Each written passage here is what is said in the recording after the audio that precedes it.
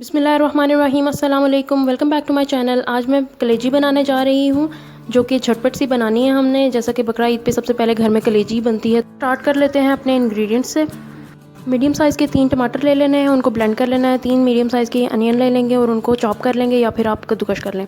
और नमक, मिर्चें और हल्दी 1-1 टेबल स्पून मैंने ले लिया। होल गरम मसाला 1 टेबल स्पून ले लिया और जिंजर गार्लिक 1 टेबल स्पून।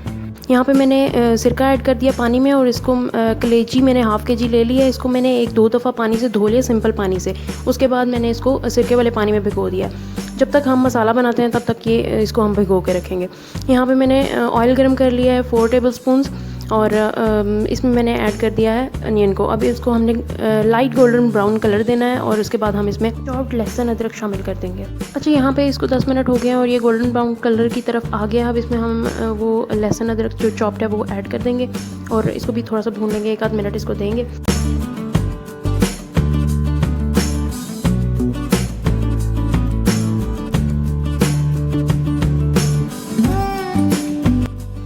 अब इसमें मैंने ब्लेंडेड टोमेटोज़ ऐड कर दिए हैं, लाल मिर्च का पाउडर, हल्दी पाउडर। बस इसको मिक्स करके हमने इतना भूनना है कि इसका ऑयल सेपरेट हो जाए। दूसरी साइड पे 2 टेबल स्पून मैंने ऑयल ले लिया, उसमें 1 टेबल स्पून मैंने होल गरम मसाला ले लिया। इसको मैंने थोड़ा सा फ्राई कर लेना है। मसाला हमारा तकरीबन रेडी हो गया है। इसमें कलेजी चली जाएगी और वो जो गरम मसाला हमने फ्राई किया था वो भी इसमें ऐड कर देंगे। इससे एक अच्छी सी खुशबू आ जाएगी सालन में। इसको 2-4 मिनट हमने भून लेना है। उसके बाद हम इसको कवर करके गलने तक पका लेंगे।